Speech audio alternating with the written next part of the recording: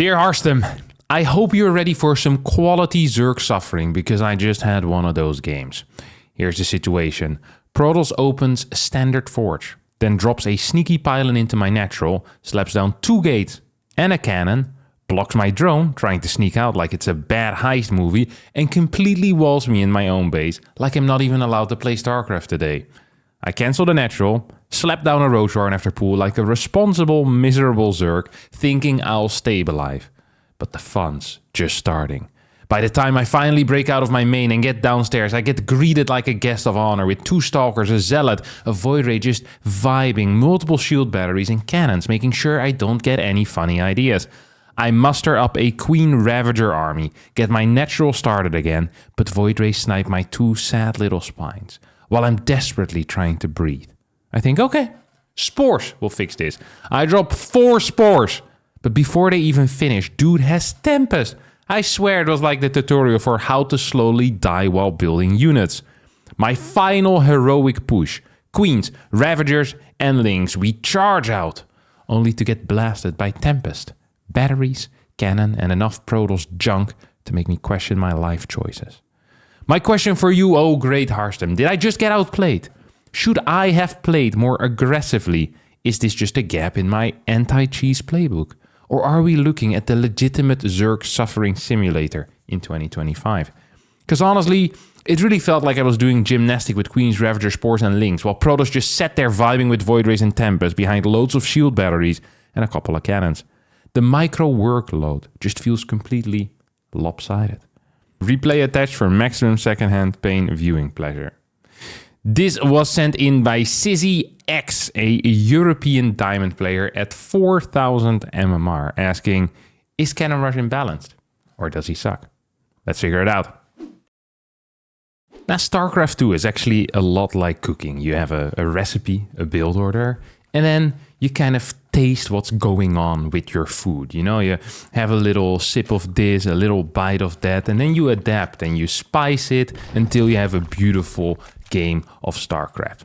When it comes to cheese, and specifically to cannon rushing, that's usually a bit different. Cheeses and cheese responses are a bit more like baking majority of the time. It's more an exact science. And on top of that, the experience is also quite lopsided, right? A cannon rusher might have played a cannon rush 5,000 times, while the Zerg player might have only defended it 2 times. It's the equivalent of someone working in a bakery for the past 10 years of their life, and then the Zerg player having to Google what is butter and do I really need to jerk off a cow to get it? So there's just a different level of response that you're talking about, as in the preciseness of your response, and also in experience. So people, first of all, they need to know the correct response, and then they need to have the experience to execute it properly, which is why very frequently I get these complaints about cheeses where I just see a way higher level of execution, both theoretically, as in like what it is they want to do, and then also just the level in which they execute it, like when the buildings are going down, the positioning of everything is going to be way more precise of the attacker of the cheese rather than the person trying to defend it. So that's just something that we're going to need to keep in mind, that there is a very large kind of experience gap between these 2 players when judging these types of games. And the question here really is, you know, is the cannon rush significantly easier to execute? Is it much stronger and much easier to execute than it is to defend? And I think that is a very fair question to ask, because cannon rushes can be extremely, extremely frustrating to fight against. We're opening up with a double gate single cannon, low ground wall, late first assimilator, and a zealot. It means the core is probably going to be delayed just by a tiny tad, but so far when it comes to cannon rushing at 4k MMR, I'm actually fairly okay with this. What do we see response-wise out of our Zerg player? So we have a lot going on over here. So I'm immediately kind of I'm seeing this link speed and I'm not feeling it. Link speed usually gets used if you want to build a lot of links, and we're also getting a roach warren. We have a limited amount of larva and a very limited amount of resources as well to use on those larvae. I don't understand how we're going to get a significant amount of roaches out and a significant enough amount of links to make this speed worthwhile. I'd much rather have, I think, another another roach rather than the speed. I'm also a bit confused by the spines. The spines almost make you feel like he wants to defend the one base against a static structure that is over here in the natural. This would make sense if you're teching or you have a hatchery somewhere else that is trying to mine and you just want to hold your main base. But if your goal is to bust out, why the hell are we building spine crawlers? Unless the goal is to bust out with the spine crawlers. But once again, I think I'd rather be investing my money somewhere else. For example, in these 2 larvae, or by mining a little bit more gas. Your limiting resource when massing Ravagers, majority of the time, is going to be gas. Ravagers are extremely gas intensive, and having 2 in gas because you decided to build 2 spines to protect your creep tumor is probably not the greatest call you could have made. We're now going to start 4 links, so that is 2 larvae that could have been roaches on top of that, and then turned into Ravagers afterwards. So this should have been 5 Ravagers at this point. We have enough creep tumors to walk downstairs. I just want to kind of sketch the mental scenario at this point. What would happen if 5 Ravagers were to just walk down, bile down this cannon, and then right-click it? The cannon would go down. These stalkers would then have to walk behind the wall, or they'd stay in front of the wall and they die. Even without that, look at these Ravagers. They're not really using their biles right now. They're not using their, the one spell they have to clear buildings from afar. And this is extremely painful. A bile deals 60 damage. I believe the cooldown is 7 seconds on a bile, or 8 seconds. I think it's 7 seconds on a bile. So it's about like 8 damage per second that you're missing when it's on cooldown. When you have the spell ready and you're not using it, on average you're missing about 8 damage. And that doesn't even account for being capable of hitting multiple buildings, 2 or 3 buildings at the same time. So every single time you're not using a bile is actually extremely painful. I feel like he hasn't been using them for about 40 seconds. He had 3-4 Ravagers. That is a huge deal. That is like 4 or 5 cannons that you just could have biled down in that period of time, given that there's only 2 stalkers to defend. This is why majority of the time when we see this type of cannon rush, Protoss players continue building stalkers. What happened here is that he only built 2 stalkers to defend all of his infrastructure. That is not enough. If there's 5-6 Ravagers, 4 Queens, you can just attack all those buildings and they die before you get any significant Void Ray numbers out. Like, even now, this is completely over. The Zerg has theoretically won. He can bile from a distance. He has 4 Queens with Transfuse to deal with 2 Void Rays. Like, if you have 3 Queens with 1 Transfuse total, you're going to absolutely destroy the Void. But if you're not taking out batteries, if you're not taking out cannons, you're never going to be pushing forward. These spines finally are going to try and achieve something. As they're moving forward, they're going to kill a single battery. That is their big goal. We now have another spore being added into the mix. I'm not entirely sure why. We have plenty of anti-air. The only thing we're missing, drones. That is what we're missing, drones. Like, what I really need right now is 3 drones mining from my natural, rather than using those larvae and spending my 600 minerals and 500 gas that I already have in the bank. Like, with the money that he has, he could have pretty much teched into Hive and afforded to have a Viper, okay? A Viper would be a game ender. I'm pretty certain against this particular build order, you could have probably teched for 1 base Viper, and it would have been a more solid, a more stellar response than what this is. Because this is a response that doesn't do anything. He now adds another pool.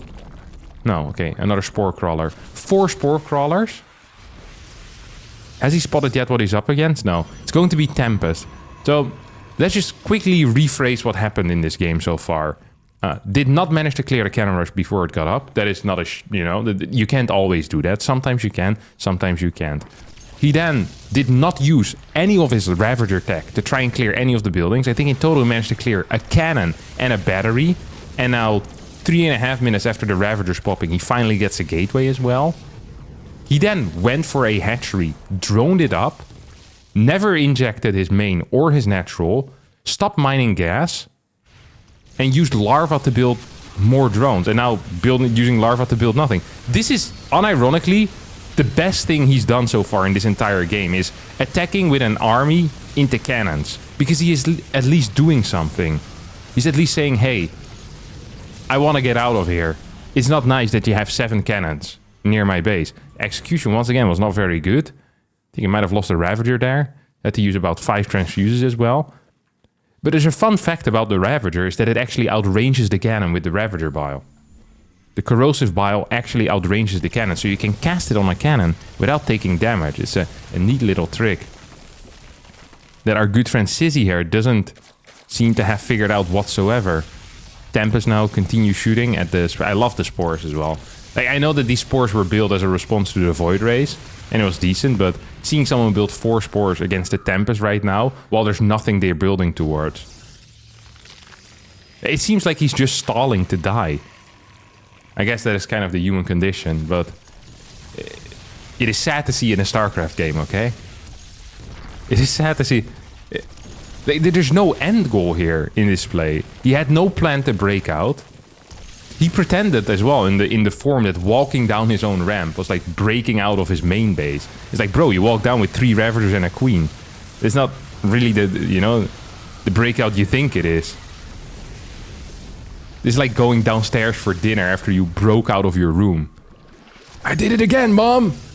I've made it! It's like, yeah. You don't even have a lock on your room because we don't trust you, little prick.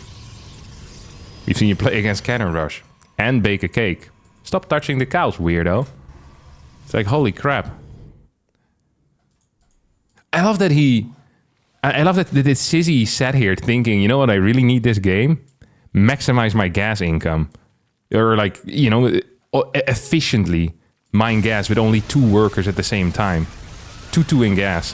While continuously floating 1k resources while mining from pretty much 1 base saturation overall. Like, the worst part is that he only complained about Void Rays and Tempest, really. The part of the Cannon Rush that wasn't that important because the game already was pretty much over. Like, the Tempest...